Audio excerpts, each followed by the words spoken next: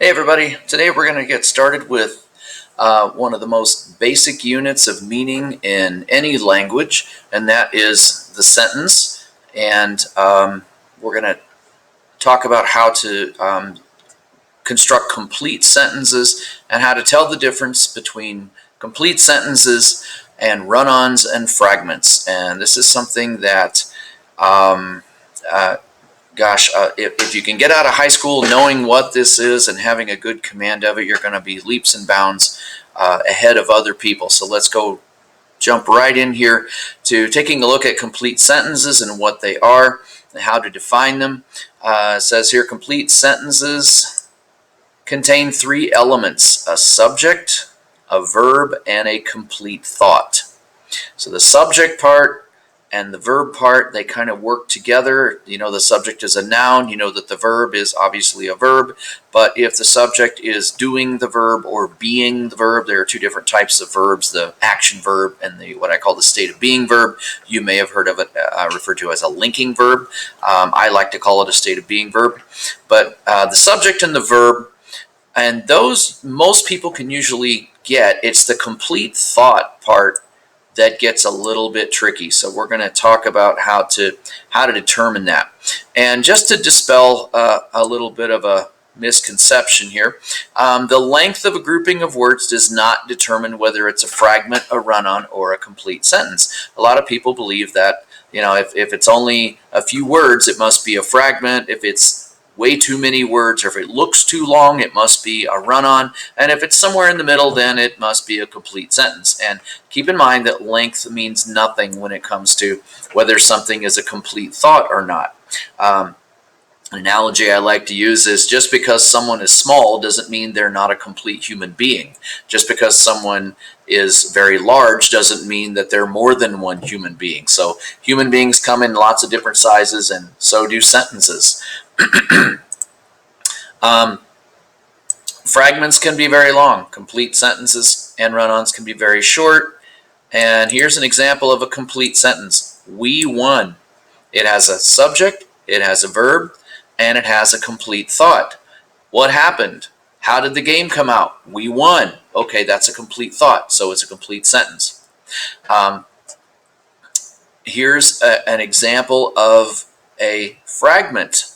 After my brother picked up his bags and moved to the Rocky Mountains in Western Canada. Well, that looks like a complete sentence, right? But it's not, because it doesn't complete the thought. After my brother did all these things, what happened? It doesn't complete the thought. And it doesn't complete the thought because of this word right here, after.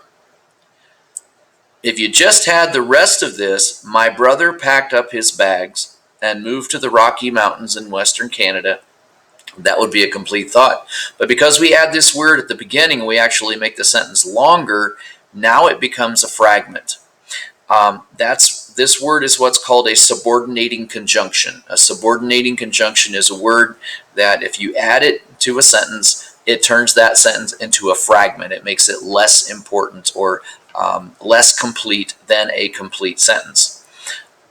All right, so let's move on down to the next line. It says whether the thought is complete is a key question to determining whether a group of words is a fragment, a run-on, or a complete sentence. All right, let's take a look at some other characteristics of fragments. Fragments are missing at least one of the three elements that make up the sentence, and therefore cannot stand alone as a complete sentence. So there's a subject missing, or there's a verb missing, or maybe it could have the subject and the verb but does not have a complete thought. And if the subject or the verb, either one is missing, chances are the thought's not going to be complete. Run-ons consist of at least two complete sentences joined with any punctuation or without any punctuation at all, or in the case of a comma splice, joined by a comma.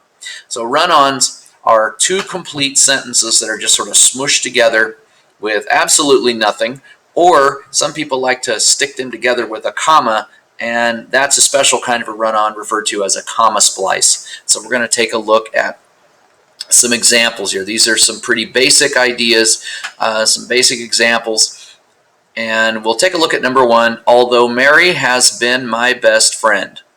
That one is, we would label that as a fragment because although Mary has been my best friend, what? We're waiting for the completion of the thought. Now, there are two different ways to fix this fragment. We can add some words to the end of it. We can say, although Mary has been my best friend, comma, lately we haven't been talking much. Okay, now it has a complete thought. Or you can get rid of this word. Mary has been my best friend. Now it's a complete sentence because you don't have this extra word that turns it into a fragment. So a lot of people believe that in order to turn a fragment into a complete sentence, you have to add some more information, add some more words. But actually, if you take away a word, sometimes that can turn it into a complete sentence as well. Let's take a look at number 2. No one I know watches that television show. I can't believe it. Okay, this is a run-on because of this. This is the comma splice we were talking about. No one I know watches that television show. That's a complete sentence. I can't believe it is another complete sentence. You can't stick those two together with a comma. If you do, then it's called a comma splice, and it's going to be grammatically incorrect. What you could do here, what I would suggest doing, is saying that I can't believe that no one I know watches that television show, period. You combine the two, you put the correct punctuation in, and then it becomes a complete sentence. Let's move on to number 3. Her husband loves to cook. However, he does not like to clean the kitchen afterwards. Okay, this one's a little bit tricky because the word however is not what we would call a conjunction. It's not a like and, but, or in those. So you'd have to say her husband loves to cook, period, and then start a new sentence. However, comma, he does not like to clean the kitchen afterwards. Let's take a look at number 4, and let's go back to number 3 for just a second. That one's a little tricky, so we probably won't be dealing with anything that difficult right away, maybe a little bit later. Okay, now let's move on to number 4. Tim started his new job last Wednesday, and he really likes the boss. Okay, so what we have here is a complete sentence. Tim started his new job last Wednesday. We have another complete sentence. He really likes the boss. So is that a run-on? And the answer is no, because we have a comma and then a conjunction. The and, but, or, you may have heard those referred to as the fanboys, for, and, nor, but, or, yet, and so. Those are called coordinating conjunctions. And you can take 2 of these complete sentences, or another word for a complete sentence is an independent clause. An independent clause is independent because it can stand on its own. So someday when you move out of the house and you get a job and start paying your own bills and doing your own thing, then you'll be independent. So this clause can stand on its own. It's a full-grown clause. So Tim started his new job last Wednesday. He really likes the boss. Both of those are independent clauses, but you can join an independent clause with a comma as long as you have and, but, or, for, nor, yet, or so in between the two. So that's another way you could do this. Another way you could connect these is by turning this into a semicolon. And I'm going to go ahead and do that. A semicolon looks like this. Tim started his new job last Wednesday, semicolon. He really likes the boss. So a lot of people don't like to use semicolons because they're confusing and because they're not quite sure how to use them. Semicolon operates just like a period, only it suggests a much closer connection between the first independent clause and the second independent clause. So if you want to show that there's some relationship between these two ideas, then you would put the semicolon there rather than the comma and the and. Or you could do it this way and put a period here and then capitalize the next sentence. Tim started his new job last Wednesday, period. He really likes the boss. So we've got 3 different ways of turning a run-on sentence into complete sentences and making things grammatically correct.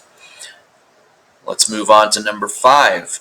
I have a hard time understanding her lectures. When I talk to her one-on-one, I understand her fine. Okay, that is a run-on because I have a hard time understanding her lectures is an independent clause that can stand alone as a complete sentence. And then we've got a comma. When I talk to her one-on-one, I understand her fine. That's another independent clause. We can't stick 2 independent clauses together with just a comma. What we could do, though, is I have a hard time understanding her lectures, and then but when I talk to her one-on-one, I understand her just fine. All right, so now we have a conjunction with a comma, and it puts those 2 thoughts together, those 2 complete independent thoughts together, and it is now grammatically correct. Number 6, Mary signed up because she thought the training would be interesting and help her on the job. Okay, well that's pretty long, so it must be a run-on, right? Nope, that was a trick question. Remember, length doesn't mean anything. Let's take a look. Mary signed up. All right, so Mary is the subject. Signed up is the verb because she thought the training would be interesting and help her on the job. So now we have a whole lot of extra material here that we're not going to get into grammatically what all that means, but it does flow as one complete thought. Mary signed up, and this explains why she signed up, so it is a complete sentence. Number 7, meet me after class. I want to talk with you about the upcoming test. Meet me after class is an independent clause. It can stand alone as a sentence. I want to talk with you about the upcoming test is another independent clause. So this has to be a run-on, a particular kind of run-on with the comma. It's a comma splice. You cannot splice the 2 together with a comma and call it good. Remember the ways we can take care of that. We can turn that comma into a semicolon.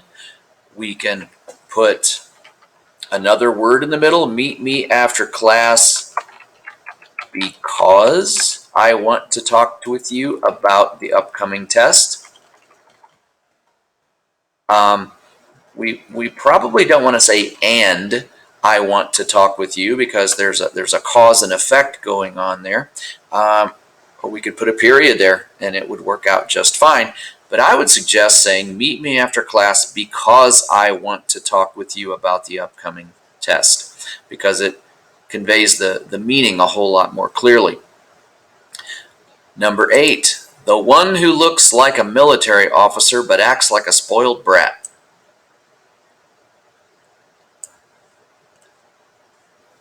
This one is actually a fragment. And I know some people are thinking, oh gosh, that's awfully long for a fragment, but keep in mind, fragments don't have to be short, run-ons don't have to be long. Length doesn't mean anything when it comes to completion of a thought. The one who looks like a military officer but acts like a spoiled brat, we have to finish that thought. The one who does all these things is my brother. Right? If you add is my brother at the end, then it would be a complete thought. Or you could get rid of the word who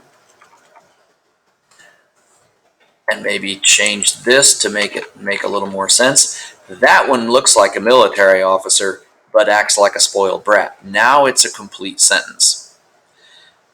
All right, number 9. Although she has studied very hard, she is still worried about the midterm exam.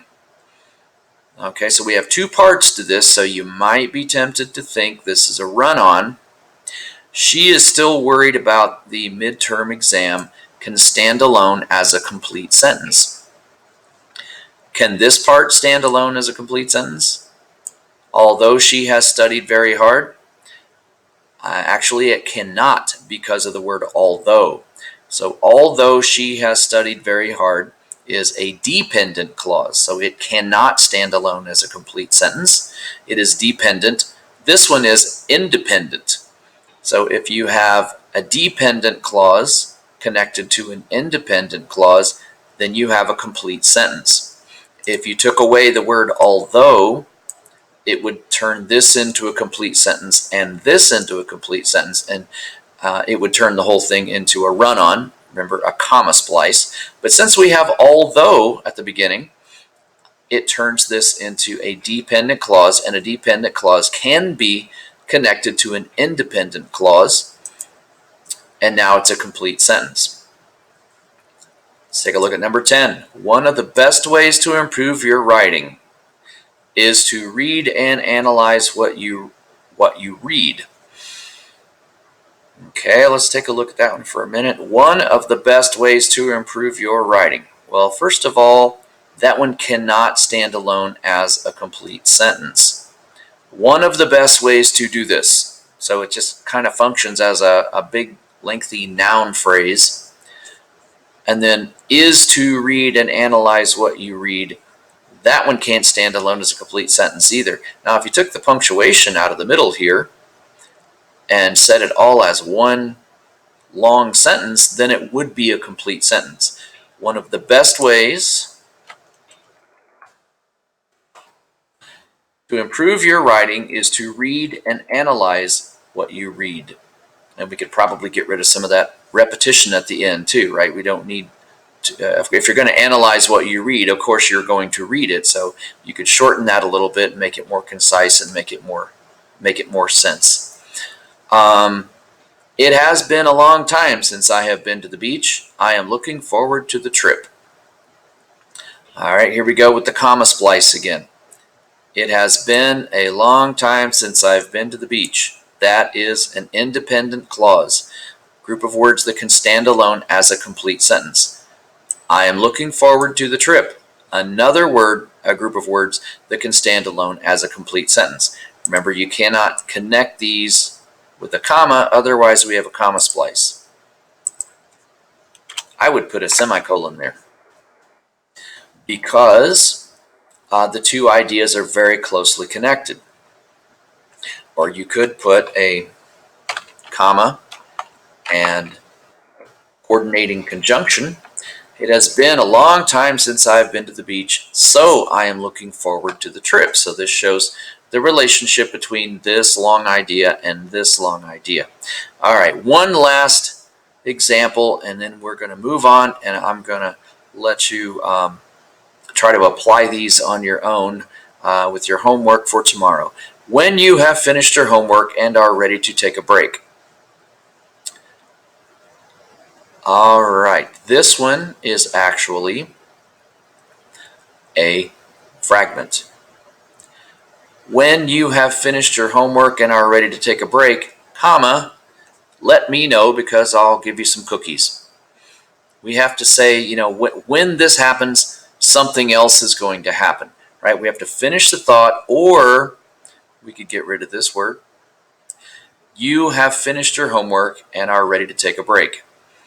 Changes the meaning, but it does become a complete sentence if you do this, okay? So remember that if you have a sentence that begins with what we call a subordinating conjunction, you want to make sure that the thought is complete, or you remove the subordinating conjunction and now you have a complete sentence. So let's make sure that when we write for formal occasions, for anything to do with school or on the job or anything we do formally, that we use complete sentences rather than fragments or run-ons or that special kind of run-on called a comma splice.